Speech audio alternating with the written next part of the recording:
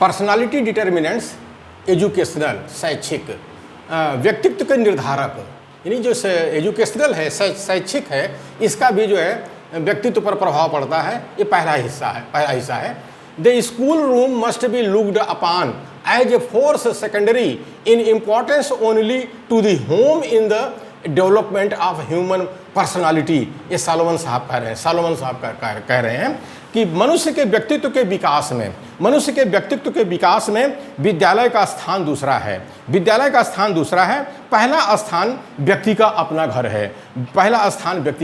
घर है। जो व्यक्ति है उसकी जो पर्सनालिटी है, उसका जो व्यक्तित्व है, उसके घर से बनता है। घर में जो माता पिता है, भाई बहन है, जो नाते रिश्तेदार आते जाते हैं, उनके बाद व्यवहार से जो है व्यक्ति का व्यक्तित्व बनता है। स्कूल दूसरे नंबर पे आता है, विद्यालय दूसरे नंबर पे आता है। यानी कुछ न कुछ जो है व्यक्तित्व घर में पहले बनता है, तभी वो विद्यालय को आता है। यही सालोमन साहब कह रहे हैं। ऐसा सोचिए कि विद्यालय में जाएगा तो उसका व्यक्तित्व का विकास बहुत ज़्यादा हो जाएगा, तो नहीं, ये दूसरा स्थान है विद्यालय का। विद्यालय मदद करता है, ठीक है, लेकिन जो घर परिवार है वो भी तो करता है। तो इसीलिए हमारे राष्ट्रपिता फूले साहब ने शिक्षित बनो का नारा 1848 में दिया, और उन्होंने महिलाओं के लिए विद्यालय खोला, स्त्रियों के लिए विद्यालय खोला। उसमें जो है फातिमा शेख, उस्मान शेख पिता पुत्री थे, और सावित्रीबाई फूले और ज्योतिराव फूले ये पति पत्नी थे। ये चार लोगों ने मिलकर के भारत के अंदर शिक्षा की अलख जगाई, क्योंकि शिक्षा के बिना मनुष्य जो है जानवर के स्तर पे होता है।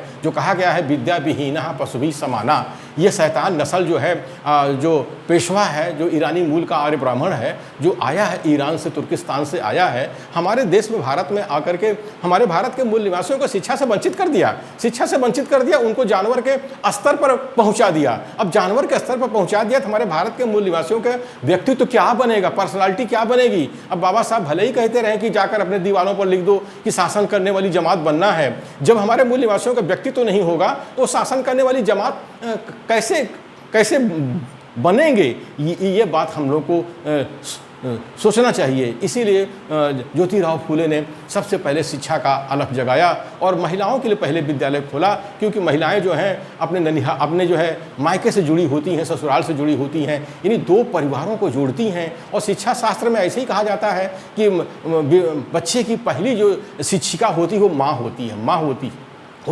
अगर माँ पढ़ी लिखी नहीं है तो बच्चे को क्या शिक्षा देगी, क्या उसका व्यक्तित्व बनेगा। तो इस बात का महत्व जो हमारे ज्योतिराव फूले साहब जो राष्ट्रपिता थे हमारे भारत देश के, उन्होंने समझा। उनकी पत्नी सावित्रीबाई फूले, फातिमा शेख, उनके पिता उस्मान शेख, ये चार लोगों ने मिलकर शिक्षा की अलख हमारे भारत देश में जलाया। भारत का मूल निवासी बहुजन, जिसको SC ST OBC माइनॉरिटी कहते हैं, जो हमारे भारत देश का 90% है, हजारों वर्षों से इस शिक्षा से वंचित रहा है। तो आज आज़ाद भारत में थोड़ी सी शिक्षा इसको संविधान के माध्यम से मिल रही है, तो थोड़ा थोड़ा व्यक्तित्व का विकास हो रहा है, थोड़ा थोड़ा। और ये शैतान पेशवा आज संविधान खत्म करने पर लगा है, लोकतंत्र खत्म करने पर लगा है, और शिक्षा व्यवस्था को बिल्कुल बर्बाद करने में लगा हुआ है ये शैतान पेशवा। आबादी मात्र 3% है। ये हम भारत के मूल निवासियों को सोचना चाहिए। Boys and girls are not delivered as raw materials at the school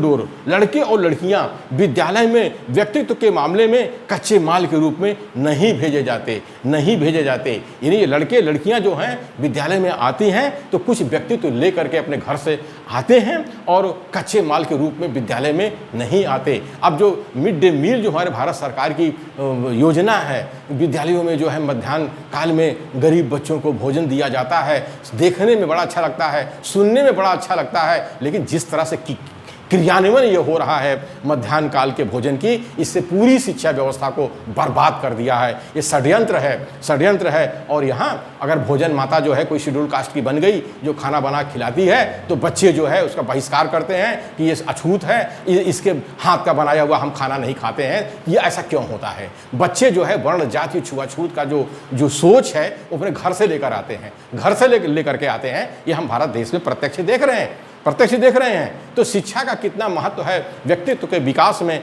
ये हम लोगों को जानना चाहिए। Attitudes toward education, attitudes toward education, इसका मतलब है शिक्षा के प्रति सोच, शिक्षा के प्रति सोच। अब हजारों वर्षों से हमारा भारत देश गुलाम रहा है, तो शिक्षा के प्रति हमारी कोई सोच नहीं है। खास करके हमारे भारत के जो मूल निवासी बहुजन हैं, इनकी कोई सोच नहीं है शिक्षा को लेकर के। अब धीरे धीरे करके संविधान आया है, तो थोड़ी थोड़ी शिक्षा के प्रति सोच बदल रही है। Students who have favorable attitudes toward education usually work up to their capacities and make good adjustments to school। वे विद्यार्थी जिनकी सोच शिक्षा को लेकर अच्छी है, वे विद्यार्थी जिनकी सोच शिक्षा को लेकर अच्छी है, वो विद्यालय के साथ अच्छा सामंजस्य बनाते हैं, वो विद्यालय के साथ अच्छा सामंजस्य बनाते हैं, सामंजस्य, और अपनी क्षमता भर परिश्रम करते हैं। यानी विद्यार्थियों के अंदर जो है शिक्षा को लेकर के अच्छी सोच पैदा करना चाहिए। घर से लेकर, विद्यालय से लेकर, समाज से लेकर एक अच्छी सोच बनानी चाहिए। इसीलिए हमारे राष्ट्रपिता फूले साहब ने शिक्षित बनो का नारा दिया, बाबा साहब ने दिया, साहू महाराजा ने दिया, पेरियार साहब ने दिया। इसकी शिक्षित नहीं बनोगे तो जानवर रहोगे। As the child moves through the grades, his attitude toward school gradually deteriorates।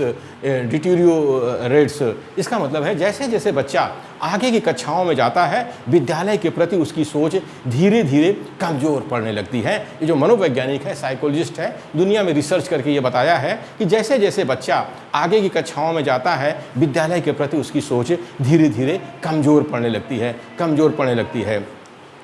Attitudes of older students, बड़े बच्चों की सोच, जैसे जैसे बच्चे बड़े क्लास में जाते हैं उनको ओल्डर स्टूडेंट्स कहते हैं, और कोई बात नहीं है। Forced by external pressures to recognize the value of education, the adolescent is willing to make sacrifices in time and effort to earn good grades।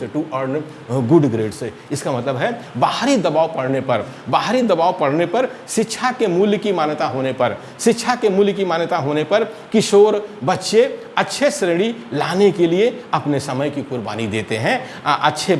किशोर बच्चे अच्छे श्रेणी लाने के लिए अपने समय की कुर्बानी देते हैं। मतलब वो ज़्यादा से ज़्यादा समय पढ़ने में लगाते हैं, इधर उधर गपशप में नहीं लगाते हैं। अगर उनको ये समझाया जाए, शिक्षा के मूल्य को समझाया जाए कि शिक्षा से ही तुम इंसान बनोगे, शिक्षा से ही तुम शासन प्रशासन में जाओगे और तुमको बड़ा सम्मान मिलेगा, IAS PCS बन सकते हो, नेता और बन सकते हो, बड़े बड़े अधिकारी बन सकते हो। जब ये बच्चों को समझाया जाता है, तभी जा कर के वो बच्चे जो है शिक्षा के प्रति जो है अच्छी सोच रखते हैं और बड़ा परिश्रम करते हैं और अपना समय इधर उधर बर्बाद नहीं करते हैं। और ठीक है, तभी तो ये बच्चे डॉक्टर, इंजीनियर, वकील अगर बन रहे हैं तो कैसे बन रहे हैं? बच्चों को कुछ सिखाया पढ़ाया गया है, तभी जाकर होता है, और आगे भी करना चाहिए। लेकिन ये शैतान पेशवा जो आया है हमारे भारत देश में, ये हम भारत के मूल निवासियों को शिक्षा से वंचित कर रहा है। नई शिक्षा नीति 2020 लाया है, इससे हमारे भारत के सारे मूल निवासी शिक्षा से वंचित हो जाएंगे।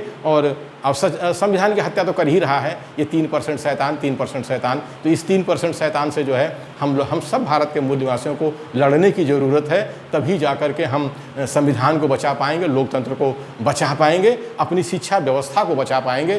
फिर से हमको शिक्षा मिल सकती है। बहुत सातिर है ये षड्यंत्र, इसके शैतानियत को समझना बहुत कठिन है। लेकिन जो शिक्षा से वंचित करता है उसको शैतान ही कहा जाता है। दुनिया में ऐसा कहीं नहीं हुआ कि गुलामों को शिक्षा से वंचित किया गया हो, लेकिन हमारे भारत देश में इस शैतान पेशवा ने हमारे भारत के मूल निवासियों को शिक्षा से वंचित किया है। तो उनका जो व्यक्तित्व है खरन नष्ट हो जाएगा। और बाबा साहब कहते रहे कि जाके अपनी दीवारों पर लिख दो, तुम्हें शासन करने वाली जमात बनना है। अरे बिना शिक्षा के हम शासन करने वाली जमात कैसे बन सकते हैं? इसीलिए बाबा साहब ने हमारे हाथ में कलम पकड़ाया है। इस कलम का सही इस्तेमाल करके और शैतानों को जो है शासन प्रशासन से बाहर करने की ज़रूरत है। तभी हम भारत के मूल निवासियों को शिक्षा मिल पाएगी।